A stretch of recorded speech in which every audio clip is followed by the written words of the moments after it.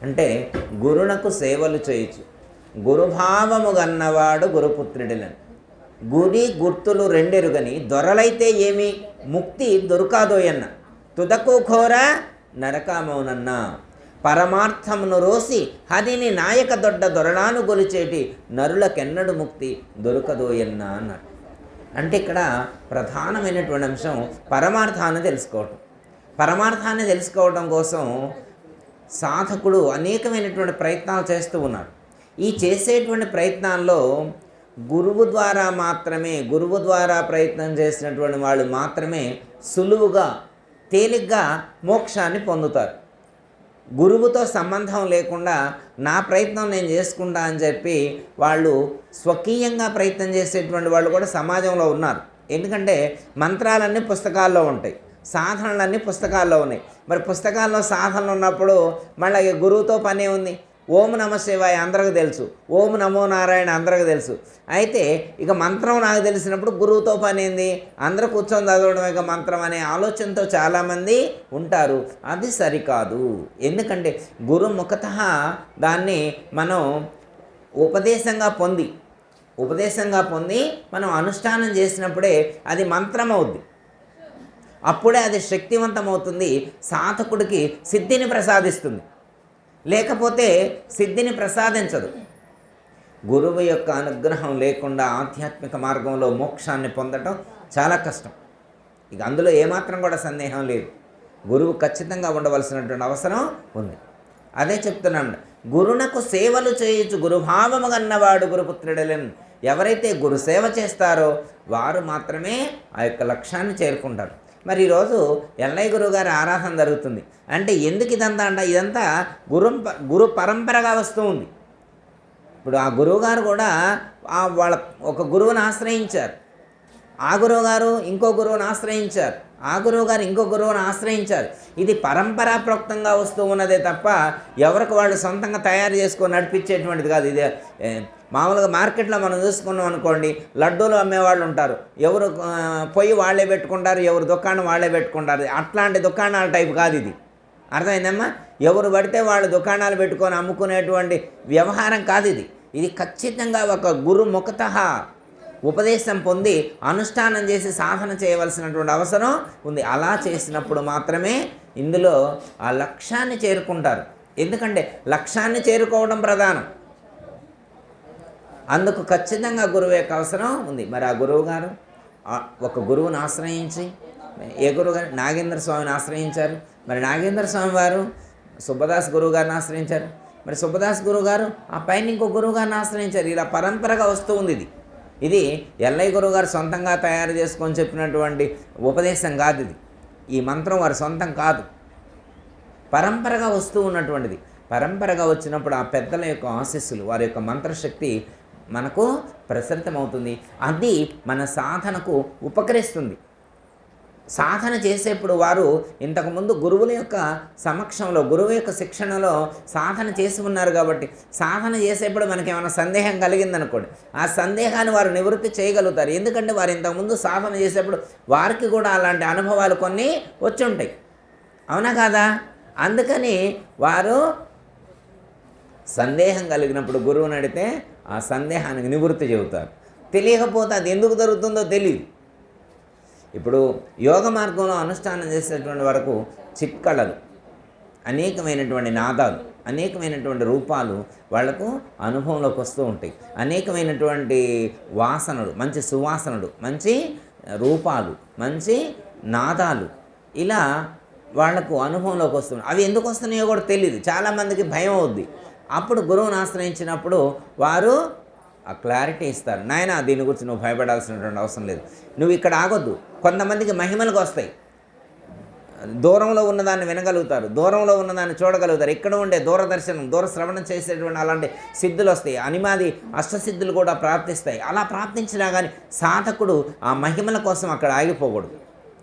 ఆ వచ్చినటువంటి సిద్ధులను పట్టుకొని అక్కడే ఆగిపోతే ముఖ్యమైనటువంటి లక్ష్యానికి దూరం అవుతారు. కాబట్టి సాధకుడు లక్ష్యాన్ని దృష్టిలో ఉంచుకొని గురువు సూచించినటువంటి పద్ధతిగా అడుగులు వేసినప్పుడు మాత్రమే ఆ లక్ష్యాన్ని చేరుకుంటారు. మరి ఎల్లయ్య గురువు గారు అలాంటి సాధన చేసి అలాంటి సిద్ధి పొందినటువంటి మహాత్ముడు. అందుకే వారికి ఇంత వైభవంగా జరుగుతుంది. ఎక్కడన్నా జరుగుద్దమ్మా? ఎంతమందికి జరుగుద్ది? మనం ఎంతమందిని చూడట్లేదు. ఎవరైతే ఆచరింపజేస్తారో, ఎందుకంటే ఉపన్యాసాలు చాలామంది చెప్తారు, కానీ ఆచరించే వాళ్ళు ఎక్కడున్నారు? ఎంతమంది ఉన్నారు? అంటే ఎవరికి వాళ్ళు గుండె మీద చేసుకొని చెప్పాలి ఎంతవరకు ఆచరిస్తున్నాము అనేటువంటిది. మరి ఎల్లయ్య గురువు గారు అంత నికార్సుగా 100% ఆచరించారు కాబట్టే వారు ఆ స్థితిని పొందారు. ఎంతోమందిని తరింపజేశారు.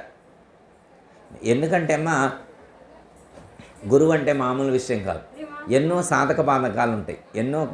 ఎందుకంటే మనం కుటుంబంలో ఉంటూనే సాధన చేయాలి. మరి సన్యాసం టైప్ కాదు, ఎక్కడో పోయి ఉండే సాధన చేసేది కాదు. కుటుంబాన్ని సరిదిద్దుకోవాలి. మన చుట్టూ ఉన్నటువంటి సమాజానికిలో మన జీవన విధానం ఆదర్శవంతంగా ఉండేట్లుగా ఉండాలి. మరి ఈ ఊరుందనుకో, కొత్తపాలెం ఊరుందనుకో, ఈ ఊరిలో ఈ చిన్న పిల్లగాడిని అడిగినా కానీ ఎల్లయ్య గురువు గారు ఎంత గొప్పవాడో చెప్తాడు. చాలామంది ధనవంతులు ఉంటారు, వాళ్ళ గురించి చెప్పుకుంటారా? మరి వీరి ఖ్యాతి మరి ఎంతవరకు వ్యాపించింది? చాలా వరకు కూడా వీరి యొక్క ఖ్యాతి, వీరి యొక్క గొప్పదనం వ్యాపించి ఉంది. ఎందుకు అంతవరకు వ్యాపించింది అంటే వారు అంత గొప్పగా ఆచరించారు, అంత గొప్పగా జీవించారు. తన చుట్టూ ఉండేటువంటి వాళ్ళకి ఇలా జీవించాలని నడక నేర్పారు. వారు నడవటం కాదు, తన చుట్టూ ఉన్నటువంటి వాళ్ళని కూడా నడిపించడం గొప్పదనం ఇక్కడ. ఆ నడిపించే లక్షణం వారి దగ్గర ఉంది. వారు ఎక్కడ మొహమాట పడేటువంటి వాళ్ళు కాదు. చెప్పాల్సింది ఖచ్చితంగా చెప్తారనమాట.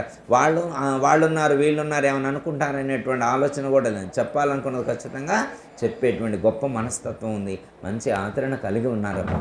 మరి ఈరోజు వారికి శివలింగ ప్రతిష్ఠ జరుగుతుంది. శివలింగ ప్రతిష్ఠ అంటే ఏంటి? వ్యవహారికంగా శివలింగాన్ని మనం అక్కడ సమాధి దగ్గర ప్రతిష్ఠిస్తాం. మరి ఆ శివలింగం మనలోనే ఉంది కదా. ఎందుకు శివలింగ ప్రతిష్ఠ చేస్తారు? శివతత్వాన్ని వారు దర్శించారు. వారిని ఆశ్రయించినటువంటి వాళ్ళు కూడా ఆ శివతత్వాన్ని దర్శింపజేశారు. ఎక్కడ? ప్రతి ఒక్కరి యొక్క హృదయంలోనే, ప్రతి ఒక్కరి యొక్క హృదయ కమలమునందు ఆ యొక్క జ్యోతిర్లింగాన్ని వారు దర్శింపజేశారు. మీకు చిన్న ఎగ్జాంపుల్ ఒకటి మీరు అందరూ తెలిసిన వాళ్ళు ఒకసారి గుర్తు చేస్తా. ఇప్పుడు నాయన గారు చెప్పారు, జ్యోతిర్లింగాల గురించి చెప్పారు. మామూలుగా మనం ఒక శివాలయానికి వెళ్ళామనుకోండి, శివలింగం ప్రత్యక్షంగా కనిపిస్తూనే ఉంటుంది. కనిపిస్తుందా? ఆయన కనపడుతూనే ఉంటుందిగా. మామూలు దండం పెట్టుకోవచ్చుగా, దండం పెట్టుకుంటాం. అయితే అక్కడున్న పెద్ద ఆయన ఉంటాడు, అట్లా కాదు, నంది కొమ్ముల మధ్యలో నుంచి చూడాలంట. ఇదేంది? డైరెక్ట్ కనపడుతూనే ఉండగా దేవుడు డైరెక్ట్గా కనపడుతుంటే మన నంది కొమ్ముల మధ్యలో నుంచి ఎందుకు చూడాలా? మనకి రాలా ప్రశ్న ఇంతవరకు. ఆ పెద్ద ఆయన చూడమన్నాడు, మనం చూసినాం అంతే. పెద్ద ఆయన చూడను ఆయన అన్నాడు, చూసినాం అంతే. ఎందుకని మనకు డౌట్ రాలా. మన మనవడిని తీసుకొని గుడికి వెళ్ళినప్పుడు మనకు అది గుర్తుందనమాట. వాడు కూడా దండం పెట్టి వెళ్తాడు. ఇట్రా అన్నాడు. ఏం తాత అన్నాడు. నంది కొమ్ముల మీద ఇట్లా ఏళ్ళు పెట్టి ఏళ్ళ మధ్యలో నుంచి శివలింగాన్ని చూడాలన్నాడు. అట్లెందుకు చూడాలో, నాకు డైరెక్ట్గా మంచిగా కనబడుతుంది కానీ చూపులు సరిగా లేదనుకుంటున్నావా అన్నాడు. అది కాదులే నాన్న, ఇటు చూడాలన్నాడు. ఎందుకు అన్నాడు. నాకు తెలియదు అన్నాడు. తెలియకపోతే నేను చేయను, నువ్వు తెలియజెబితేనే నేను చేస్తాను. కాదురా, నాకు పెద్ద ఆయన చెప్పిండ్రా, నేను అప్పటి నుంచి అట్టే చూస్తాను రా, ఎప్పుడు శివాలయాన్ని పోయినా కానీ నంది కొమ్ముల మధ్యలో నుంచి చూస్తాను, నేను చేయను అన్నాడు. ఎందుకు? నువ్వు క్లారిటీ ఇస్తే నేను చేస్తా, నువ్వు క్లారిటీ ఇవ్వకపోతే నేను చూడను అన్నాడు. మరి ఇప్పటి కాలం మనుషులు ఎట్లున్నారు? పిడుగులాగా ఉన్నారు. మామూలు తెలివితో ఉన్నారా? మనం చెబితే ఇన్ని ఎట్టున్నారా? 1కి 100 ప్రశ్నలు అడుగుతున్నారు. మరి వాడిని సమాధానపరచవలసినటువంటి బాధ్యత మనకు ఉందా లేదా? ఖచ్చితంగా మనకుంది. వాడిని సమాధానపరచవలసినటువంటి బాధ్యత మనకైతే ఉంది. కానీ వాడు విండు. వాడు ఎప్పుడు వింటాడంటే మనం సరైన సమాధానం చెప్తేనే వింటాడు. ఇప్పుడు వాడికి వచ్చిన సందేహం ఏంటి? నంది కొమ్ముల మధ్యలో నుంచి ఎందుకు శివుడిని చూడాలి? శివుడు ప్రత్యక్షంగా కనబడుతూ ఉన్నప్పుడు నంది కొమ్ముల అవసరం ఉందా? ప్రశ్న మనకు రాదా తల్లి? ఆ పిల్లగాడికి వచ్చిన ప్రశ్న మనకు కూడా ఉంటుంది. కాకపోతే ఎవరిని అడగాలో తెలియక వదిలేస్తాం. అయితే అప్పుడు ఇలాంటి గురువు గారి దగ్గర, ఎల్లయ్య గురువు గారి దగ్గరికి, లేకపోతే నాగేంద్ర స్వామి గురువు గారి దగ్గర, సుబ్బదాస్ గురుస్వామి, ఇట్లా ఒక గురువుని ఆశ్రయించినప్పుడు ఆ గురువు ఆ తత్వాన్ని చెప్తాడు. ఎందుకు చూడాలి అనే విషయాన్ని చెప్తాడు. ఉపదేశ క్రమంలో ఇది ఒక తంతు ఉంటుందన్నమాట. ఉపదేశ క్రమంలో ఇది ఒక తంతు ఉంటుందన్నమాట. భూమధ్య స్థానంలో నుంచి దైవాన్ని దర్శించేదానికి ఇది ఒక ప్రత్యక్ష నిదర్శనం అన్నమాట. అది ఆ గురువు ద్వారా వారు పొందుతారు. అంటే తన లోపల భూమధ్య స్థానంలో జ్యోతి వలె ప్రకాశించేటువంటి ఆ స్వరూపాన్ని దర్శించేదానికి అదొక తంతు. అది ఉపదేశ క్రమంలో వారు సూచన చేస్తారు. అర్థమైనా? అంటే తన లోపలే ఆ యొక్క శివుడు జ్యోతి వలె ప్రకాశిస్తున్నాడు అనే విషయాన్ని తెలియజేయటమే ముఖ్యమైన ఉద్దేశం. అర్థమైందమ్మా? ఇప్పుడు మనలోనే వెలుగుతూ ఉంది ఆ జ్యోతి స్వరూపం, మనలోనే ఆ జ్యోతి స్వరూపం వెలుగుతూ ఉంది. మనకి ఉపనిషత్తులో చెప్తారు. మరి కనపడుతుందా మనకి? జ్యోతి ఆడుంది, ఆత్మ ఎక్కడ ఉంటుంది? అంతటా ఉందని. ఇప్పుడు అంతటా ఉంటే అంతటా చూడగలుగుతున్నామా అంటే ఏమన్నారంటే, ముందు నీలోను చూడు, తర్వాత సర్వత్రా నువ్వు చూడగలుగుతూ అన్నారు. ముందు నీలో చూస్తే సర్వత్రా చూడగలుగుతుంది. మనకి బ్రహ్మం గారు కూడా పాట చదువుతాను.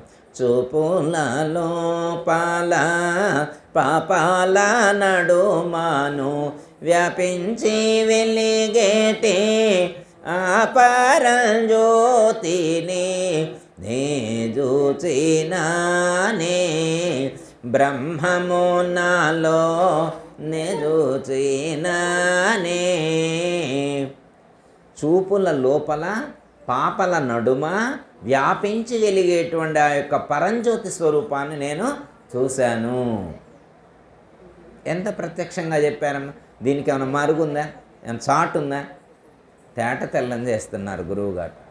చక్షురగ్రమునందు పశ్చిమ వీధిలో నిక్షేపముగా వెలుగో సాక్షి పోతుని నాలో నే చూచినానే బ్రహ్మము నాలో నే చూచినానే. పాల భాగమునందు నీల జ్యోతుల నడుమ ఓలాలాడుచోనున్న వరలింగమూర్తిని నే చూచినానే బ్రహ్మము నాలో నే చూచినానే. బ్రహ్మమును, ఆ దైవాన్ని, ఆ యొక్క ఆత్మస్వరూపాన్ని నాలోనే చూసా అంటున్నారు. ఏమని చెప్తారంటే ఉపనిషత్తులో అంతర్దేహి. అంతర్దేహి అంటే ఎక్కడ? నీ దేహమునకు అంతరంలో లోపల. జ్యోతిర్మయోహి, ఆత్మ ఎలా ఉంది? జ్యోతి వలె ప్రకాశిస్తూ ఉంది. అంతర్దేహి జ్యోతిర్మయో. పశ్యంతి, నువ్వు చూడొచ్చు. పశ్యంతి అంటే నువ్వు చూడొచ్చు. ఎట్లా? నీ చుట్టూ ఉన్నటువంటి వస్తువుల్ని, పదార్థాలని, రూపాలను ఎట్లా చూస్తున్నావో అట్లే పరమాత్మ యొక్క స్వరూపాన్ని కూడా నువ్వు చూడొచ్చు. పశ్యంతి. మరి అందరూ చూడగలుగుతున్నారా? లేదు. ఎవరు చూడగలుగుతారు అనేదానికి శాస్త్రం ఏమని చెప్తున్నారంటే, యతయ క్షీణదోష. యతయ క్షీణదోష. ఎవరికైతే దోషగుణాలన్నీ కూడా నశిస్తాయో, అలా దోషగుణాలు నశించినటువంటి వారు తమ లోపల అంతర్దేహి, దేహమునకు లోపలనే ఆ యొక్క జ్యోతి స్వరూపాన్ని దర్శిస్తారు అని చెప్పి మనకు శాస్త్రాల్లో చెప్పారు. మరి అందరూ ఎట్లా చూస్తారు? అందుకే గురువు యొక్క అవసరం వచ్చింది. గురువుని ఆశ్రయించినప్పుడు ఆ గురువు తనలోన వెలుపల అంతటా కూడా ఆ యొక్క దైవ స్వరూపాన్ని దర్శింపజేస్తారు. అందుకే గురువు యొక్క అవసరం వచ్చింది అని చెప్పి మనం ఇక్కడ గుర్తు చేసుకున్నాం. ఎందుకు గుర్తు? ఈరోజు గురువుగారి ఆరాధన. గురువుగారి ఆరాధన అంటే ఏంటి? మా ఒక ఊర్లో అనుకున్నాడ, గురువుగారి ఆరాధనకి వెళ్ళొచ్చా అన్నాడు. ఒక ఆయన గురువుగారి ఆరాధనకు వచ్చా అన్నాడు, వెళ్ళొచ్చాడు. మంచిది నాయన అన్నాడు. ఏమేం తెలుసుకున్నాడు? ఉదయం పూట పొద్దున్న లేవంలోనే టీ పోసారు అన్నాడు. ఓ మంచిది నాయన అన్నాడు. తర్వాత టిఫిన్ పెట్టారన్నాడు. ఏం పెట్టారన్నాడు? ఉప్మా పెట్టారన్నాడు. భలేగుందన్నాడు. ఇడ్లీ కూడా పెట్టాను. భలేగుందన్నాడు. మళ్ళీ తర్వాత ఏం మధ్యాహ్నం భోజనాలు కూడా పెట్టే గురువుగారు అన్నాడు. ఏం పెట్టాను? గారెలు కూడా పెట్టారు అన్నాడు. పరమాన్నం కూడా పెట్టారన్నాడు. పులిహారం కూడా పెట్టావు. భలేగుందన్నాడు. ఆలుగడ్డ కూర అద్భుతంగా ఉంది గురుగారు. మరి ఇంకేం సాయంత్రం టీ కూడా పోసాడు. టీ పోసేప్పుడు మిక్చర్ కూడా పెట్టానండు. మరి ఇంకేం నైట్ భోజనాలు పెట్టారు. అబ్బా అద్భుతంగా ఉంది నైట్, అసలు వంకాయ కూర ఉంది, అద్భుతంగా ఉంది. ఏం చేశారు? భలేగుంది గురువుగారు ఆరాధన అంటే భలేగుంది, అబ్బా భలేగుంది అన్నాడు. ఏం తెలుసు? ఇదే గురువుగారు టీ తాగా టిఫిన్ చేస్తే భోజనాలు అంటే ఆరాధన అంటే మరి వచ్చింది తినటానికి పోవటానికి. ఇది ఎక్కడైనా చేస్తాం, ఏ ఫంక్షన్ పోయినా కానీ సాపాటు ఎక్కడైనా చేస్తాం. ఇది పెద్ద విశేషం కాదు. ఇడ్లీలు తింటాం, వంకాయ కూర తింటాం, ఆలుగడ్డ కూర ఇవి ఎక్కడేం చేస్తాం. ఇది కాదు కదా గురువుగారు ఆరాధనకు వచ్చింది. దానికోసమా? తినటం కోసమా వచ్చింది? తినటం కోసం కాదు, వినటం, కనటం. గురువు దగ్గర మనం చేయాల్సింది రెండే పనులు. తినటానికి స్టాప్ పెట్టాలి. ఇక్కడ తినొద్దని కాదు, ఇక్కడ రుచికి ప్రాధాన్యత ఇవ్వకూడదు. ఏది పెడితే అది ప్రసాదంలా స్వీకరించాలి. గురు సన్నిధిలో, గురుస్థానంలో శిష్యుడు, సాధకుడు ఏం చేయాలి అంటే పెట్టేది ప్రసాదంలా భావించి ఏది పెట్టినా ప్రసాదమే అని స్వీకరించాలి. అవసరమైనంత వరకు ఇది ఎక్కువ తీసుకుంటే తిని గోడకు అనుకొని నిద్రపోతూనే ఉంటాడు. అందుకని మించి తినకూడదంట. గురువుగారి యొక్క ఆశ్రమంలో ఎలా తినాలంటే పిరికెట్లో పట్టుకొని తినాలంట, ప్లేట్లు పట్టుకొని తినకూడదంట. ప్లేట్లు పట్టుకొని తింటే ఏమైందంటే తినగలరు, కూర్చోగానే కొనిపాట్లో ఏదంటారమ్మ, కునుకుపాట్లు. నాయనగారికి లాంగ్వేజ్ ఎక్కువ, పట్టుంది, కునుకుపాట్లు వస్తాయి అన్నమాట. అందుకని మితంగా తినాలన్నారు. ఇంటికాడ ఎట్లయినా తినగారు, గురువుగారు ఆశ్రమంలో తక్కువ తిన్నాయని అన్నారు. మరి రాత్రి మామిడికాయ కారం, చింతకాయ పత్రి, పప్పు, నెయ్యి అయితే ఎట్లుంది, పోతా ఉంది లోపలికి. అర్థమైందమ్మా? ఎమ్మంటే నిద్ర వచ్చే. అందుకే ఏం చేయాలి? శ్రవణం. గురువు ఏది చెబితే అది శ్రద్ధగా వినాలి. విననేర్చి చెప్పనేర్చిన మనుజులకే దీనిలోని మర్మము తెలియను. విని చెప్పనేరకుండిన మనుజులు ఈ బోధలోని మర్మ మెరిగేరా, దీనందుండే ధర్మ మెరిగేరా. కోతికి కొబ్బరికాయ ఇస్తే ఏం చేయాలో తెలియదట. అదే మనకిస్తే కొట్టుకొని పచ్చడి చేయం. కొబ్బరికాయ ఉంటే ఇంటికి ఫోన్ చేసి చెప్పింది కోడలకి, ఈయన ఇడ్లీకి పోయి అన్నది. ఎందుకంటే కొబ్బరికాయలు 2 తెస్తున్నా అన్నది, గుడికాడి నుంచి 2 చెప్పలు. జనులే కొబ్బరికాయ తిననేర్పుగలవారు, తిన నేర్చునా కోతి తనక కాయబ్బీనా. మర్మ మెరిగేరా, దీనందుండే ధర్మ మెరిగేరా అన్నారు. అర్థమైందమ్మా? ఎందుకంటే అమ్మా సాధకుడు అంటే ఒక మనిషి మాత్రమే ఈ లోకంలో తరించడానికి ఒక్క మానవుడికి మాత్రమే అవకాశం ఉంది. వాక్శక్తి అనేటువంటి మిగతా ప్రాణులకు లేదు, ఒక్క మానవుడికే ఉంది.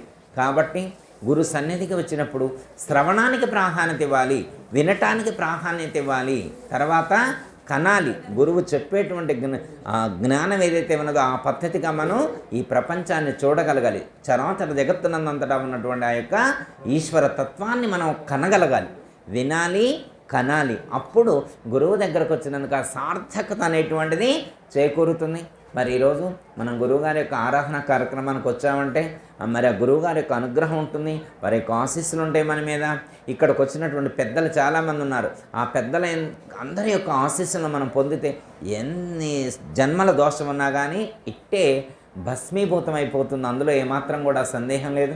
మరి మనకు ఈరోజు ఈ కార్యక్రమంలో పాల్గొనే అవకాశం కల్పించినటువంటి ఆ గురు పరమాత్మకు మనం నమస్కరిస్తూ సెలవు. దయతల సద్గురు ప్రభు మహారాజుకు అందరికీ జై గురు. మరిన్ని ఆధ్యాత్మిక రహస్యాల కోసం అచల బోధ, ఆత్మబోధ, భగవద్గీత, అలాగే పండుగల్లో దాగిన అర్థాలు, అంతరార్థాల కోసం మరియు యోగము, ధ్యానము మొదలైన అనేక ఆధ్యాత్మిక తెలుగు ప్రవచనాల కోసం క్రింద ఉన్నటువంటి రెడ్ కలర్ సబ్స్క్రైబ్ బటన్ను క్లిక్ చేయండి. అలాగే ప్రక్కనే ఉన్నటువంటి గంట సింబల్ను నొక్కండి. అలాగే ఈ వీడియో మీకు నచ్చినట్లయితే లైక్ చేయండి మరియు షేర్ చేయండి. జై గురు.